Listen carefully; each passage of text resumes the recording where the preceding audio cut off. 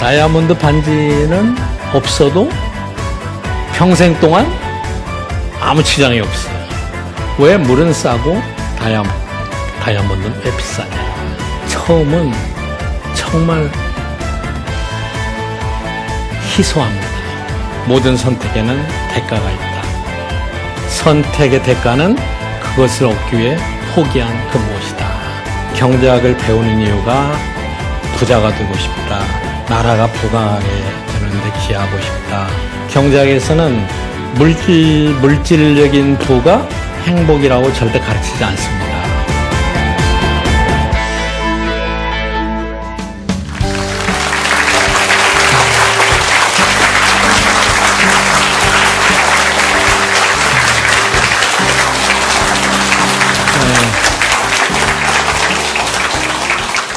여러분 안녕하세요.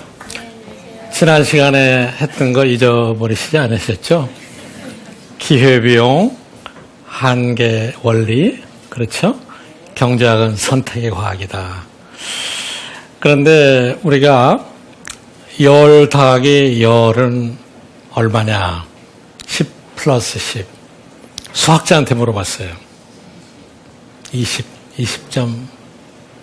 19.9999도 절대 안 되죠. 수학에서는 다 빵점이죠. 회계하는 분한테 물어봤어요. 10 더하기 10은 얼마냐. 한참 생각하다가 평균적으로 20이 됩니다. 왜 평균적으로 20이 되느냐. 여러분 기업에 대해서 조금이라도 이해를 하시는 분들은 기업들의 재무제표, 손익계산서가 있습니다. 근데 회계 관행은 경우에 따라서 바뀔 수도 있죠. 어떤 항목을 어떻게 처리하느냐에 따라서 달라질 수가 있죠. 자, 그런데 경제학자한테 물어봤어요. 10 더하기 10은 얼마냐? 얼마일 것 같아요? 정답은 얼마를 원하십니까? 경제학에서는 열하고 열을 넣으면은 잘못 운영하면은 아무것도 안 남을 수 있습니다. 그런데 열하고 열을 여러분이 기회비용이 아주 적게 제대로 관리를 하고 제대로 투자를 한다면은 20보다도 훨씬 많을 수가 있습니다. 이게 현실이에요. 개인의 문제뿐만 아니라 국가도 그래요. 국가도. 우리나라도 60년 후에 잘 경제를 운영하다 보니까 지금 수준으로 올라오게 되지 않았습니까? 그렇죠? 그러니까 여러분 경제학을 배우시면은 10 플러스 10을 적어도 부등호 20보다는 많게 만들으셔야만 되는 겁니다. 그렇죠? 오늘은 제가 수요와 공급에 대해서 말씀드리려고 하는데 사실은 이 수요와 공급의 원리만 정확하게 알아도 우리 경제 현상의 대부분을 설명할 수가 있어요.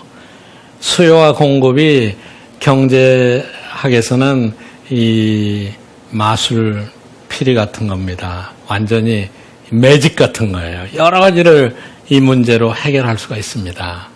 여러분 오늘 수요와 공급 확실히 한번 알아보도록 하세요. 지난해 가을 배추값이 폭등해 김치가 금치가 됐었죠. 요즘 배추값이 그 당시 10분의 1로 떨어졌다고 합니다. 3,700원 선이던 1년 전에 비해 3분의 1 정도로 떨어졌습니다. 지난해 배추값이 크게 뛰자 농가들이 너도나도 배추 재배에 나서 공급 과잉을 불러온 탓입니다. 지난 겨울 따뜻한 날씨로 채소 풍년이 들면서 양파와 마늘 등 주요 채소류 가격이 폭락했습니다. 우유 원료가 되는 원유 가격 인상이 확정되면서 다음 달부터 우유값이 줄줄이 오를 것으로 보입니다. 아이스크림 값, 탄산음료 값이 크게 올랐습니다. 라면 값도 오를 조짐을 보이고 있습니다. 가격 인상을 단행할 것으로 보입니다. 국제 곡물가 인상 여파가 본격적으로 우리 식탁에 영향을 미칠 전망입니다. 자, 여러분 가격에도 얼굴이 있다. 여기 나오는 여러 가지 가격들의 변화가 있습니다. 대체로 가격이 올라가는 것보다 내려가는 게 적죠. 근데 요즘엔 내려가는 것도 있어요. 원유값도 많이 내려가지 않았습니까? 그런데 우리가 오늘 이 시간에는 가격이 어떻게 결정되느냐는 경제 현상의 가장 핵심적인 부분을 여러분하고 함께 볼 겁니다. 가격은 두 가지 요인에 의해서 결정이 돼요. 여러분 이 용어는 많이 들으셨을 거예요. 수요하고 공급. 그렇죠? 수요라는 것은 소비자가 구매하려는 의도, 구매하려는 계획이 있는 걸 수요라고 그래요. 수요하고 비슷하지만 전혀 다른 말이 있어요. 나는 이게 필요하다. 필요한 거는 누구나 다 있죠. 그 수요하고는 전혀 상관이 없습니다. 어린아이가 나 이거 먹고 싶다. 그거는 수요가 아닙니다. 그건 욕구죠. 먹고 싶다. 우리 경제학에서는 수요만 사람 취급을 합니다. 수요만 분석을 해요. 수요라는 것은 두 가지가 결합된 결과로 나온 거예요. 하나는 소득. 이 사람이 구매하려는 의도가 있다는 것은 그 사람의 소득이 뒷받침돼야 되는 거예요. 수요는 주어진 사람들의 소득, 예산. 예산이 제1번입니다. 예산이 없으면은, 소득이 없으면은 수요가 창출되지 않아요. 소득이 없으면은. 그 다음에 이제 두 번째는 사람들의 효용이에요. 지난 시간에 배운 거 금방 써먹잖아요. 효용. 그래서 수요라는 것은 자기가 가지고 있는 소득을 가지고 최대한 자기의 효용을 늘린 결과로 나는 얼마만큼을 살려고 계획한다. 살 의도가 있다. 이게 수요인 거예요. 그런데 여기서 중요한 거는 반드시 사지 않아도 돼요. 그러나 내가 이 가격 하에서는 현재 내 소득을 가지고 최대로 내 효용을 높이려면은 얼마 정도 나는 살 용의가 있다. 이겁니다. 실제 사는 건 어느 한 점이겠죠. 그런데 똑같은 소득과 똑같은 효용이 있다 할지라도 수요에 영향을 미치는 다른 요인이 많아요. 예를 들어서 날씨가 더운 날인데 콜라를 마실까? 아이스크림을 먹을까? 콜라 값이 비싸면은 아이스크림을 어떻게 하겠어요? 콜라 대신에 아이스크림을 먹겠죠. 또 아이스크림 값이 너무 비싸면은 다른 거를 또 먹으려고 하겠죠. 이런 것들을 경제학에서는 대체제라고 합니다. 서로 대신해서 구매할 수 있는 거예요. 그러니까는 대체제의 가격, 또 다른 여러 재화의 가격들이 영향을 미칩니다. 또 수요는 사람들의 기호, 선호도 영향을 많이 미쳐요. 어떤 사람은 브랜드만 좋아하는 사람이 있어요. 또 어떤 사람은 술만 좋아하는 사람이 있어요. 완전히 술독에 빠진 분, 그분은 가격이 얼마가 돼도 그걸 먹어야 직성이 풀리죠. 일반 사람들하고 달라요. 그리고 뭐 인구도 있고 또 소득 분포가 어떻게 여러 가지 요인들이 많이 있어요. 자, 그런데 우리가 경제에서 오늘 분석을 하려고 하는 것은 가격이 어떻게 결정되냐를 분석하는 것이기 때문에 가격 이외에 나머지 것들은 다 똑같다고 생각하는 거예요. 실험실을 세팅하는 겁니다. 무슨 말인지 이해하시죠? 다른 요인은 모두 다 똑같다고 가정을 하고 가격하고 수요만 어떻게 변화하는가를 생각해 보는 겁니다. 자, 그래서 이제 그 가격하고 수요를 볼 때 아이스크림 가격하고 수요량을 제가 한번 표를 만들어 봤어요. 아이스크림 값이 500원이라면 수요가 14개다. 14개는 뭐 여러분이 여기다 100을 붙여도 되고 1000을 붙여도 되고 뭐 그냥 개수만 붙여도 됩니다. 기업일 수도 있고 공장일 수도 있고 여러 가지가 있으니까. 그러면은 여러분 500원일 때는 14개인데 1,000원이라면은 가격이 자연스럽게 올라가니까 당연히 줄어들겠죠, 수요가. 그러면은 야, 나는 가격이 2,000원이면은 한 8단위 아이스크림을 살 용의가 있다. 살 계획이다. 이게 이제 수요 계획표가 되는 겁니다. 시장에서는 여러분 한 사람 5천만 대한민국 인구마다 다 이런 수요표가 있다고 생각해요. 그게 다 모아져서 시장 전체 수요가 되는 겁니다. 그러겠죠? 자, 그러면 여기서 아이스크림 가격이 500원이면 14, 3,500원이면은 2단위인데, 만약에 사람들의 소득이 늘어났다라고 생각하면은 500원의 가격에서도 아이스크림의 수요가 더 늘어나겠죠. 당연히 16개가 될 수 있고 1,000개에서도 1,000원에서도 더 늘어나게 되겠죠. 그렇죠? 자, 이거를 이제 1대1로 그림을 그립니다. 경제학에서는 수학을 쓰던가 아니면 그림을 그리던가 하면은 훨씬 더 이해가 빠른데요. 여기에 이제 수직의 가격이 있습니다. 수직선에 가격이 쭉 있어요. 500원, 1,000원. 그리고 이쪽은 단위가 있습니다. 아까 수요 계획표를 그대로 갖다가 여기다가 그림으로 그립니다. 가격이 3,500원일 때는 2개를 살 용의가 있었다. 가격이 3,000원일 경우에는 4개, 가격이 2,000원일 경우에는 이렇게. 그렇죠?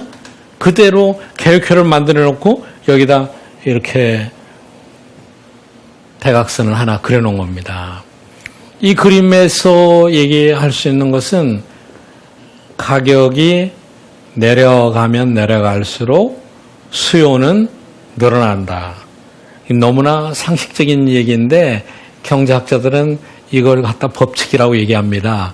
수요의 법칙입니다. 너무나 단순하고 너무나 당연한 일인데, 물론 이런 질문을 할 수가 있어요.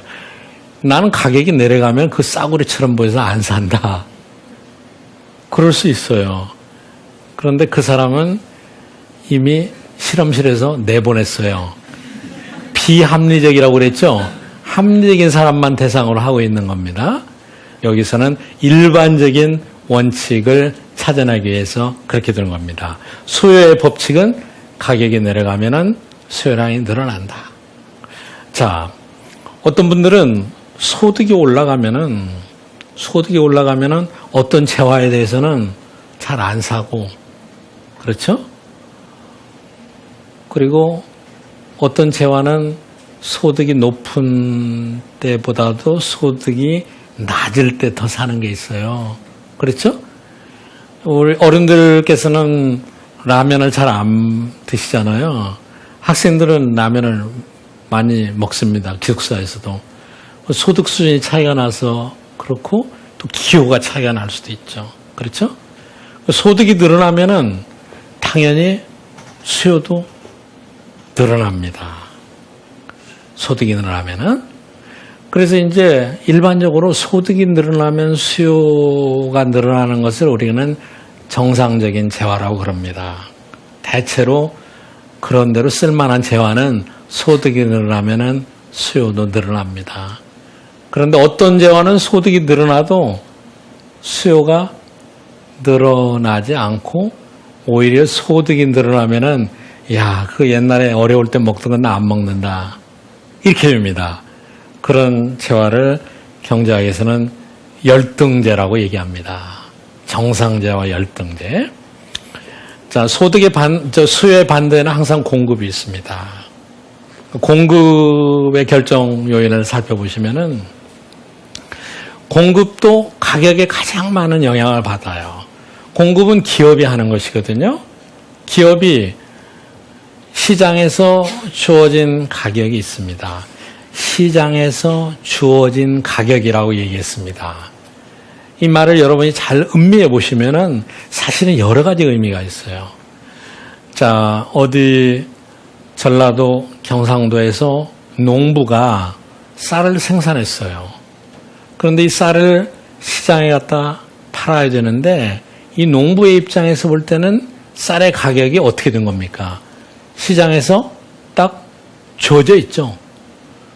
이 농부가 그해 쌀을 한 사람 입장에서 볼 때는 쌀을 아무리 많이 생산한다고 그래서 가격을 이 사람이 좌지우지할 수는 없죠. 그렇죠? 그러니까 이렇게 생산자가 많은 농산물 같은 경우에는 시장에서 가격이 주어집니다. 물론 모든 농부가 한꺼번에 생산을 많이 했다. 풍년이 됐다. 풍년이 됐을 때는 가격이 당연히 내려가겠죠. 가격이 내려가는 원인이 공급이 늘어나서 내려가는 거죠. 그렇죠? 지금 공급을 생각할 때는 주어진 가격하에서 기업이, 생산자가 얼마만큼을 생산하려고 계획하는가. 그게 공급입니다. 주어진 가격하에서 기업이 내가 이 가격하에서는 얼마를 생산하는 게 가장 나한테 도움이 되겠는가, 가장 나한테 이익이 남겠는가, 그런 계획을 갖고 있는 거죠. 소비자하고 똑같은 생각이죠. 목적은 다르지만.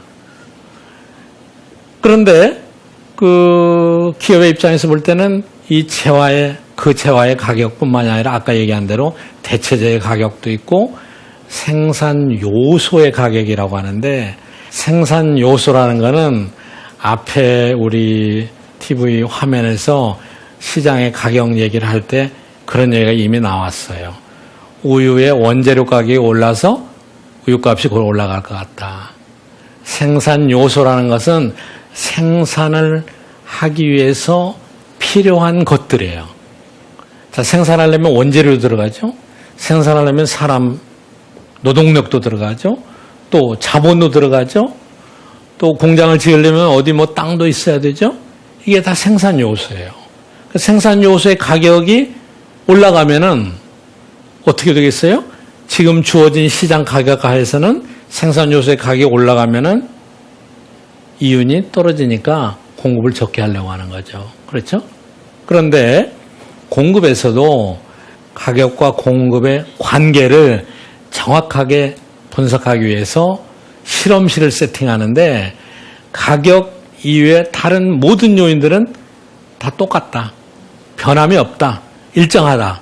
그리고 가격만 변화시키면은 공급이 어떻게 되느냐 하는 것을 우리가 분석을 하는 겁니다. 그렇게 되면은 이제 공급 계획표를 우리가 만들 수 있어요. 아까하고는 반대가 되죠. 다른 게 다 똑같은데 가격이 이렇게 500원, 1000원, 1500원으로 올라가면 올라갈수록 기업의 입장에서 볼 때는 어떻게 되겠어요? 공급량을 자꾸 늘리려고 하죠. 이번에는 이윤이 더 남으니까, 그 가격이 좋으니까 더 공급하려고 하겠죠? 이렇게 너무나 쉽고 상식적인 것을 역시 경제학들은 법칙이라고 그래요. 공급의 법칙입니다. 다른 여러 가지 요인이 일정하다면은 가격이 올라가면 올라갈수록 공급량이 늘어난다. 공급의 법칙이에요. 자, 이거를 이제 그림으로 다시 그리면은 공급 곡선이라는 걸 그릴 수가 있습니다. 공급 곡선은 아까 그 표를 그대로 옮겨 놓은 거예요. 이거는 이제 그림이 오른쪽으로 올라가죠.